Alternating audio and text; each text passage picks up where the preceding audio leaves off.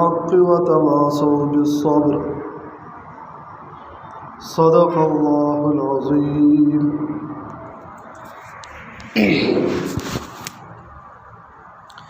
محترم سامعین کرام،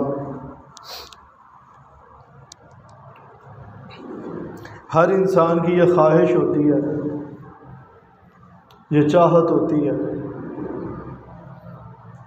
اس کے کاروبار کا جو بھی ذریعہ ہو، اس کے روزگار کا کسی بھی قسم سے وہ تعلق رکھتا ہو، اس انسان کو تب بڑی خوشی حاصل ہوتی ہے جب اس کا وقت تھوڑے سے تھوڑا لگے اور اس کو منافع زیادہ سے زیادہ ملے۔ چنانچہ لوگ بھی ایسے آدمی کی بڑی تعریف کرتے نظر آتے ہیں، جی بہت تھوڑے وقت میں بڑا نام کما لیا اس آدمی نے۔ ہم لوگوں کو اس جگہ پہ بیٹھے ہوئے 20 سال ہو گئے، 25 سال ہو گئے، ہم ابھی تک اتنا نہیں کما سکے جتنا اس نے 2-3 سالوں میں کما لیا ہے یہیں پہ بیٹھ کے۔ غرض اس چیز کو بڑی اچھی نظر سے دیکھا جاتا ہے اور ہر انسان کی یہ کوشش ہوتی ہے کہ میرا وقت کم لگے اور مجھے منافع زیادہ ملے۔ لیکن افسوس اس بات کا ہے کہ ہماری یہ سوچ صرف دنیا تک محدود ہے۔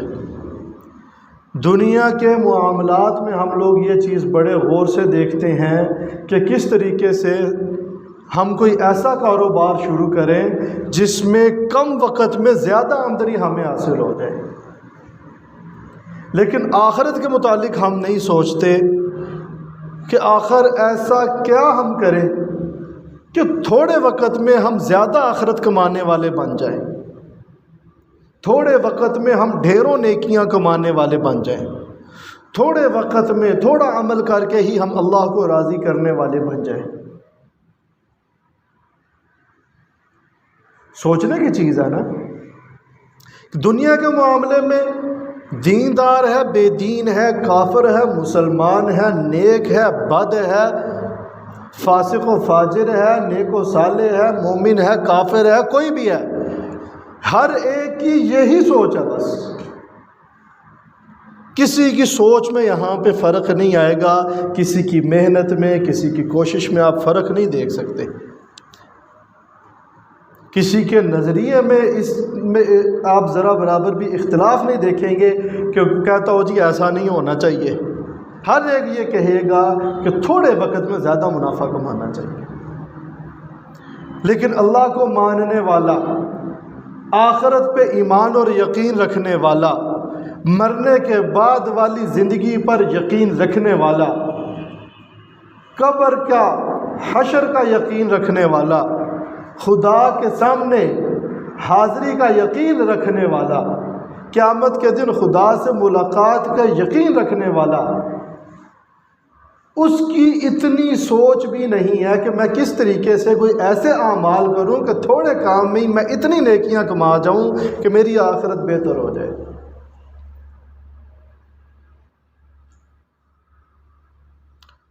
تو یہ جو سردیوں کے دن ہیں، جس میں دن چھوٹا ہو جاتا ہے، راتیں لمبی ہو جاتی ہیں، یہ اللہ پاک نے تھوڑے وقت میں زیادہ نیکیاں کمانے کا موسم رکھا ہے۔ جیسے سیل لگتی ہے نا، سیل، سردیاں آتی ہیں تو سویٹریں، ہیٹر اور جو سردی کم کرنے والی جتنی بھی چیزیں ہیں، سردی سے بچاؤ اور حفاظت کرنے والی، ان کی سیل لگ جاتی ہے اور ان لوگوں کی موجیں لگ جاتی ہیں، تھوڑے وقت میں زیادہ آمدنی ہو جاتی ہے۔ وہ پورا سال بس اسی انتظار میں رہتے ہیں، باقی دنوں میں ایسے بلنگوں کی طرح بیٹھے رہتے ہیں، بس سردیاں آ لیں ایک باری پھر دیکھ، سارے قرضے بھی اتر جائیں گے، بچوں کی شادیاں بھی کرا دیں گے، اور گھر جو اوپر 2 کمرے ڈالنے ہیں وہ بھی ڈال لیں گے، اور اپنا یہ کام بھی کر لیں گے، وہ بھی سارے پورے کر لیں گے۔ ایک دفعہ سیزن آ جائے تو یہ جو سردیوں کے دن ہے یہ آخرت کی تیاری کا سیزن ہے۔ چنانچہ ایک حدیث پاک میں کوئی اس طرح کا مفہوم اللہ کے نبی نے بیان فرمایا ہے کہ یہ بڑے اچھے دن ہیں، اگر انسان دن کو روزہ رکھنا چاہے تو آرام سے روزہ رکھ سکتا ہے، اور راتیں لمبی ہوتی ہیں، نیند بھی پوری ہو جاتی ہے، اور آدمی آرام سے اٹھ کے تہجد بھی پڑھ سکتا ہے۔ لیکن یہ باتیں سوچے گا کون؟ جس کی یہ خواہش اور یہ کوشش ہوگی کہ میں تھوڑے وقت میں اپنی آخرت بنا لوں، جس کو اپنی آخرت بنانے کی فکر ہی نہیں ہے، جس کی سوچ ہی نہیں ہے، اسے اس سے کیا لگے سردیوں کا موسم ہے کہ گرمیوں کا موسم ہے، دن چھوٹے ہیں روزہ رکھنا آسان ہے، راتیں لمبی ہیں تہجد پڑھنی آسان ہے، اسے اس سے کیا لگے؟ کیونکہ کبھی سوچا ہی نہیں۔ یہ ہمارے آدمی جب بھی کوئی کام کرتا ہے نا پہلے پلاننگ کرتا ہے، بغیر پلاننگ کے کوئی کام نہیں کرتا، اپنے سارے کاموں کو ترتیب دیتا ہے، سوچتا ہے کس وقت میں کیا کام کروں گا۔ لیکن آج ہمارے مسلمانوں کا یہ حال ہے کہ آخرت ہماری پلاننگ میں شامل ہی نہیں ہے، مرنے سے پہلے تک کی سوچ ہے، مرنے سے بعد کی کسی کی سوچ ہے ہی نہیں ہے۔ تو یہ جو دن ہے سب سے بڑا فائدہ انسان ہے، انسان ہونے کے ناطے ہم سے گناہ ہو سکتے ہیں، روزے چھوٹ سکتے ہیں، بیماری آ گئی روزہ چھوٹ گیا، سفر پہ جانا تھا روزہ چھوٹ گیا، کوئی ایسا رات کو سویا صبح اٹھا ہی نہیں، سوتا ہی رہ گیا تو روزہ چھوٹ گیا، 8 پیرا رکھنے کی نہیں ہمت پڑی، خالی پیٹ ہی آدمی روزہ رکھ لے نہیں ہمت پڑی، روزہ چھوٹ گیا۔ یہ دن بہت اعلیٰ ہیں، ان دنوں میں ان روزوں کی قضا کر لینی چاہیے۔ آپ نے اکثر گھروں میں مشاہدہ کیا ہوگا کہ جب سردیاں زیادہ آتی ہیں تو لوگ صرف 2 وقت کی روٹی کر دیتے ہیں، صبح کا ناشتہ اور رات کا کھانا، دن کا کھانا تقریباً لوگ ختم ہی کر دیتے ہیں، مغرب کے بعد ذرا کھا لیتے ہیں، پھر صبح ادھر سے ناشتہ کر لیتے ہیں، دن کا کھانا، دن چھوٹے ہوتے ہیں، دن کا کھانا ختم کر دیتے ہیں۔ تو یہ سب سے بہترین موقع ہے، اگر میرے ذمہ میں کوئی قضا روزے ہیں تو میں ان روزوں کی قضا کروں۔ اور دوسرا، ہر انسان جو اللہ پر اور آخرت پر یقین رکھتا ہے وہ اللہ کا قرب چاہتا ہے، اللہ کا قرب حاصل کرنے کا سب سے بہترین ذریعہ تہجد کی نماز ہے۔ چنانچہ ایک حدیث پاک میں آپ صلی اللہ علیہ وسلم نے ارشاد فرمایا، تہجد پڑھا کرو کہ تم سے پہلے جتنے بھی نیک لوگ گزرے ان سب کی عادت تھی تہجد پڑھنا۔ اور کیوں پڑھتے تھے، کیوں پڑھنی چاہیے؟ کہ یہ تہجد اللہ کے قرب کا ذریعہ ہے، اس سے گناہ معاف ہوتے ہیں، اس سے نیک عادات انسان کے اندر پیدا ہوتی ہیں، بری عادات انسان کے اندر سے ختم ہوتی ہیں، اور گناہ معاف ہوتے ہیں، اللہ کا قرب حاصل ہوتا ہے۔ تو اس لیے سردیوں کے اس موسم کو غنیمت جاننا چاہیے۔ ہم میں سے کتنے بھائی ایسے ہوں گے جن کی آج 40 سال 50 سال عمر گزر گئی ہے لیکن انہوں نے کبھی تہجد کی نماز نہیں پڑھی ہے۔ ٹھیک ہے، ضروری نہیں ہے، فرض نہیں ہے، واجب نہیں ہے، لیکن آخر ہمارا اللہ سے کوئی تعلق اور رشتہ تو ہے نا، کوئی تعلق ہے اللہ سے کہ کوئی نہیں؟ ہم اللہ کے بندے ہیں کہ نہیں ہیں؟ اللہ کو راضی کرنا چاہیے کہ نہیں؟ ہم اپنے بیوی کو راضی کرنے کے لیے، اپنے بچوں کو راضی کرنے کے لیے، اپنے رشتہ داروں کو راضی کرنے کے لیے کیا کچھ نہیں کرتے؟ ان کو راضی رکھنے کے لیے پوری رات جاگنا پڑے ہم جاگتے ہیں، بچوں کی ضرورتیں پوری کرنے کے لیے پورا دن خاک چھاننی پڑے ہم کرتے ہیں۔ کیا میں اللہ کو راضی کرنے کے لیے تھوڑی دیر اٹھ نہیں سکتا؟ اللہ سے اپنا قرب حاصل کرنے کے لیے، اللہ کے قریب ہونے کے لیے۔ تو ان دنوں کو ہم کہتے ہیں چلو جی اب راتیں لمبی ہو گئی ہیں، اب زیادہ سے زیادہ سویا کریں گے، پورا اہتمام ہوتا ہے جی کمرہ بھی سب سے بہترین گرم ہونا چاہیے، دروازہ نہیں کھولنا ہو، ہیٹر لگا کے کمرہ گرم کر لیا۔ اب انشاءاللہ صبح 7-8 بجے اٹھیں گے، اس سے پہلے نہیں اٹھنا۔ اللہ کے بندوں، پہلے بھی گرمیوں میں 6 گھنٹے رات کو سوتے تھے، سردیوں میں رات کو 10 بجے بھی سو، صبح 4 بجے بھی اٹھ جاؤ تو 6 گھنٹے کی نیند پوری ہو جاتی ہے۔ 9 بجے سو جاؤ، 9 بجے سو کے آدمی صبح 4 بجے اٹھ جائے، 7 گھنٹے کی نیند پوری ہو جاتی ہے۔ اور اس کے بعد اٹھ کے وضو کر کے اللہ کو راضی کرے، اللہ کے آگے اپنا ماتھا ٹیکے، اللہ سے آہوازاریاں کرے، اللہ کو اپنے دل کے حالات سنائے، اللہ سے بیٹھ کے باتیں کرے۔ لیکن کرے گا کون؟ جو اس کو اپنی ضرورت سمجھے گا۔ جس نے اپنی ضرورت ہی نہیں سمجھا اس چیز کو، وہ کیوں کرے گا؟ بھئی مجھے ایک کام کی ضرورت ہی نہیں ہے، میں کیوں کروں؟ سمجھ میں آ رہی ہے نا؟ تو اس لیے ان سردیوں کے موسم کو ہم نے ضائع نہیں کرنا۔ دوسری بات یہ ہے، بہت سارے بھائی ایسے ہوتے ہیں جو گرمیوں میں تو بڑی پابندی سے نماز پڑھتے ہیں، لیکن سردیاں آتی ہیں وضو کرنا مشکل ہوتا ہے۔ سویٹریں اتارو 2 پہنی ہوئی ہیں، جرابیں اتارو، کوٹ اتارو اپنا، اور پھر پانی بھی گرم نہیں مل رہا، اب ٹھنڈا پانی ہے، ٹھنڈے پانی سے وضو کرو ہیں، پھر اس کے بعد جا کے مسجد میں نماز پڑھو۔ تو کئی بھائی تو بڑے سیانے ہوتے ہیں نا، وہ سردیوں میں عموماً یہ کرتے ہیں، دن چھوٹے ہیں، بار بار کون جا کے نماز پڑھے، وہ رات کو جاتے ہیں اور ایک ہی دفعہ گھر جا کے ساری نمازیں اکٹھی پڑھ لیتے ہیں، ظہر کی پڑھ لی، عصر مغرب عشاء بیچ میں ہی گئی، اور رات کو آ کے اکٹھا مصلی بچھا لیا، عصر بھی اس وقت پڑھ رہے ہیں، مغرب بھی پڑھ رہے ہیں، عشاء بھی پڑھ رہے ہیں۔ میرے بھائیوں، یہ بہت ہی غلط طریقہ ہے۔ بلکہ جیسے ہم گرمیوں میں عموماً مشتوں میں ایسے لگے ہوتے ہیں، چلو جی جسم بڑا گرم ہوا ہوا، گرم لو پڑ رہی تھی، اب جا کے وہاں ہاتھ منہ دھو لیں گے، تھوڑی ٹھنڈک حاصل ہو جائے گی، پھر اس کے بعد جب مسجد میں جائیں گے، اے سی چلے ہوں گے 2 وہاں اے سی کے سامنے جا کے بیٹھ کے آرام سے نماز پڑھ لیں گے۔ لیکن جو ہی سردیاں آئیں، اب کیا مصیبت آ گئی، یا کون بار بار وضو کرے، کون اتنی ٹھنڈ میں جائے، خیر یا گھر جا کے ایک ہی دفعہ ساری نمازیں پڑھ لیں گے۔ میرے بھائیوں، بہت نقصان والی بات ہے۔ بلکہ آج ایک بڑی اہم بات بتانے لگا ہوں،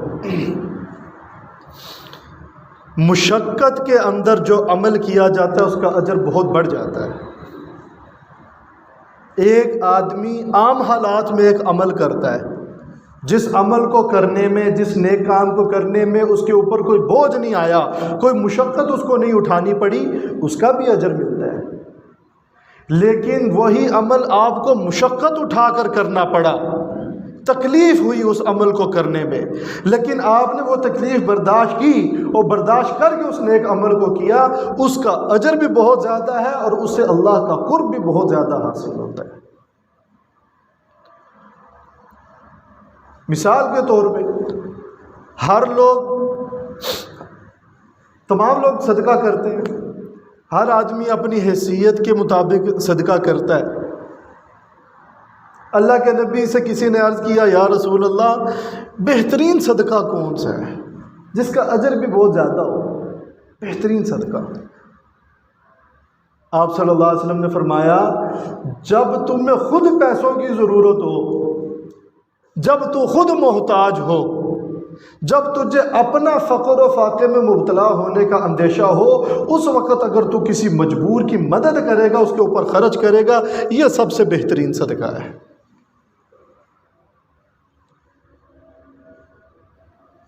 یہ کیا ہے؟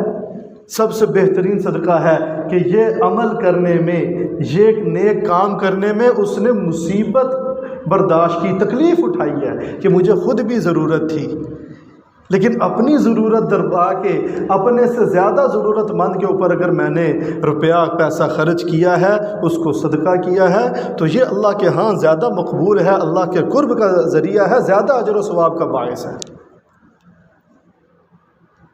اسی طریقے سے میرے بھائیوں، گرمیوں میں بھی آدمی وضو کر کے نماز پڑھتے ہیں، بغیر وضو کے تو کوئی نہیں پڑھتا، لیکن گرمیوں میں وضو کرنے کا بڑا مزہ آتا ہے۔ ٹھنڈا پانی استعمال کرتا ہے، سارا دن گرمی میں آدمی گرمی میں ہوتا ہے، جسم گرمی برداشت کر رہا ہوتا ہے، اس وقت پھر آ کے وضو کیا، اے سی کے آگے کھڑے ہو کے مسجد میں آرام سے نماز پڑھی ہے۔ لیکن سردیاں آئیں، اب مشقت شروع ہو گئی. کون بار بار وضو کرے، کون جرابیں اتارے، کون کوٹ اتارے. نہیں میرے بھائیوں، کئی لوگ تو پھر نماز پڑھنی چھوڑ دیتے ہیں سردیوں میں، اور کئیوں نے یہ حل نکالا ہے کہ رات کو اکٹھی پڑھ لو. دن چھوٹے ہیں، پہلے بھی 5 بجے گھر آتے تھے اور بھی عصر کی نماز بھی نہیں تھی ہوئی ہوتی. اب بھی 5 بجے کاروبار سے واپس آ رہے ہیں تو مغرب کی نماز کا بھی وقت ہو جاتا ہے. تو عصر مغرب گئی، پھر کہتے ہیں چلو جی جب عشاء کی نماز ہوگی نا، تو کہیں پھر اسی طرح کرتے ہیں، عشاء کی نماز مسجد میں پڑھنے گئے، اس کے بعد پھر مغرب بھی پڑھ لی، پھر عصر کی بھی قضا کر لی. لیکن میرے بھائیوں یہ بہت سخت نقصان والی بات ہے. مشقت کی وجہ سے عمل کو نہیں چھوڑنا چاہیے، بلکہ اور زیادہ کرنا چاہیے کہ اس مشقت کی وجہ سے اس عمل پر اجر بہت زیادہ ملے گا. ہزاروں صحابہ نے صدقہ کیا تھا آپ علیہ الصلوۃ والسلام کے زمانہ میں، لیکن قرآن میں جن کا ذکر آیا ہے وہ کون سے صحابہ ہیں؟ اللہ کے نبی کے پاس ایک مہمان آ گیا رات کو، بھی کون اس کو لے کر جائے گا، رات کا کھانا کھلائے گا. اب دیکھا کوئی بھی نہیں کھڑا ہو رہا، ہر طرف فاقہ ہی تھا. ایک صحابی نے کہا جی یا رسول اللہ مجھے دے دیں، میں آج رات ان کو کھانا بھی کھلاؤں گا، ان کو اپنا مہمان بنا کے بھی رات کو رکھوں گا. گھر چلے گئے، بیوی سے پوچھا کچھ ہے؟ اس نے کہا جی کل کے لیے بچوں کے لیے کچھ بچا کے رکھا ہوا ہے، اپنے لیے بھی کچھ نہیں ہے، کیا کریں؟ آپ نے فرمایا، وہ صحابی کہنے لگے اچھا ایسا کرو بچوں کو سلا دو جلدی سے، پھر جو کل کے لیے بچا رکھا ہے کل کا اللہ مالک ہے، ابھی مہمان آیا ہے اس کو بٹھایا اور کہا اس کو بٹھا کر کھلاتے ہیں. اچھا اس کو کیسے کھلائیں، تھوڑا سا کھانا ہے، شرم آئے گی. تم ایسے کرو، جا کے دیا جل رہا ہے اس کو ٹھیک کرنے کے بہانے جاؤ اور کچھ ایسا کرو نیچے گرا دو، کچھ کر دو، دیا بجھ جائے. جب دیا بجھے گا تو ہم مہمان کو کہیں گے آپ بیٹھ کے کھانا کھاؤ. مہمان بیٹھ کے کھانا کھائے گا، ہم خالی منہ چلاتے رہیں گے جیسے کھا رہے ہیں، ہم کھائیں گے نہیں، ہم نہیں کھائیں گے. اور مہمان کو یہ محسوس کرائیں گے کہ ہم بھی ساتھ بیٹھ کے کھا رہے ہیں، مہمان پیٹ بھر کے کھانا کھا رہے ہیں. صبح اللہ کے نبی کی مجلس میں پہنچنے سے پہلے ہی اللہ نے قرآن اتار دیا، یؤثرون علی انفسہم ولو کان بہم خصاصہ. خود حاجت مند ہونے کے باوجود، خود ضرورت مند ہونے کے باوجود دوسروں پہ خرچ کرتے ہیں، دوسروں کو اپنے اوپر ترجیح دیتے ہیں. تو اللہ کے ہاں زیادہ محبوب عمل کون سا ہے؟ جس عمل کو کرنے میں جتنی زیادہ مشقت اٹھانی پڑے. تو اس لیے ان سردیوں کے دنوں کو اپنے اوپر بوجھ سمجھنے کی بجائے ان سردیوں کے موسم کو ہم نیکیوں کا سیزن سمجھیں کہ روزے بھی دن بھی چھوٹے ہیں، روزہ بھی آدمی آرام سے رکھ سکتا ہے. اگر قضا روزے ہیں تو ان کی قضا کی جائے، اور اگر قضا روزے ذمہ میں نہیں باقی ہے تو بھی آدمی رکھ لے. آپ صلی اللہ علیہ وسلم نے شاہ فرمایا جو ہر مہینے 3 روزے رکھ لے گا وہ ایسے ہے گویا اس نے پوری زندگی روزے رکھے. کیا فرمایا؟ کان کا صائب الدہری، جو آدمی ہر مہینے میں 3 روزے رکھ لے گا وہ ایسا ہے جیسا اس نے پوری زندگی روزے رکھی. کہ ایک روزہ رکھنے پر کتنی نیکیاں ملتی ہیں؟ ایک نیک عمل کرنے پر من جاء بالحسنۃ فلہ عشر امثالھا، جو ایک نیکی کرے گا اللہ 10 نیکیوں کا ثواب دیں گے. جو ایک روزہ رکھے گا اللہ 10 روزوں کا، اور جو 3 روزے رکھے گا اللہ 30 روزوں کا. اور اسلامی دن کے اعتبار سے زیادہ سے زیادہ 30 دن نہیں ہوتے ایک مہینے میں. تو گویا کہ اس نے جس نے 3 روزے ایک مہینے میں رکھے اس نے پورا 3 روزے ایک مہینے میں رکھے، اس نے پورا مہینہ روزہ رکھا. اور جو ہر مہینے 3 روزہ رکھتا رہے گا گویا کہ پوری زندگی اس نے روزوں میں گزاری. اور یہ دن بھی چھوٹے ہیں. ویسا ہی آدمی 2 وقت کا کھانا کھاتا ہے، تو آدمی اگر ان دنوں میں، اور پھر خاص کر بدھ جمعرات اور جمعے کا روزہ، اس کی بڑی فضیلت آئی ہے. بدھ جمعرات اور جمعے کا روزہ، یا پھر ہر مہینے کی 13ویں 14ویں اور 15ویں چاند کی ایام بیز کہتے ہیں، ہر مہینے کی چاند کی 13ویں 14ویں اور 15ویں کا روزہ، یہ بھی ثابت ہے. یا بدھ اور جمعرات جمعے کا روزہ، یہ بھی ثابت ہے، پیر اور جمعرات کا روزہ رکھنا یہ بھی ثابت ہے۔ تو ویسے تو گرمیوں میں ہم نے کبھی سوچا بھی نہیں نفلی روزہ رکھنے کا، وہ تو رمضان کے روزے ہم سے پورے ہو جائیں بڑی بات ہے، لیکن اگر ان دنوں کو ہم غنیمت سمجھتے ہوئے نفلی روزوں کا اہتمام کر لیں، اور ان لمبی راتوں کا فائدہ یہ نہیں ہے کہ ہم سوتے رہیں پوری رات زیادہ سے زیادہ، بلکہ لمبی راتوں کا فائدہ یہ ہے کہ صبح تہجد کا وقت ختم ہونے میں کوئی آدھا گھنٹہ رہ گیا ہے، آدمی اس وقت اٹھ جائے۔ آج کل تقریباً 5:15 کے قریب تہجد کا وقت ختم ہو رہا ہے، آدمی 9 بجے سو جائے، 4:30 بجے تک سوتا رہے، اس کے بعد اٹھ کے تہجد پڑھے، اللہ کو راضی کرے، اللہ کا قرب حاصل کرے، اللہ گناہ بھی معاف کرے گا، اللہ کا قرب بھی حاصل ہوگا، بری عادات ختم ہوگی، نیک عادات پیدا ہوں گی۔ اللہ جل شانہ سے دعا ہے اللہ پاک صحیح معنوں میں دین کو سیکھ کر اس کے مطابق عمل کرنے کی توفیق عطا فرمائے۔ وآخر دعوانا الحمدللہ رب العالمین۔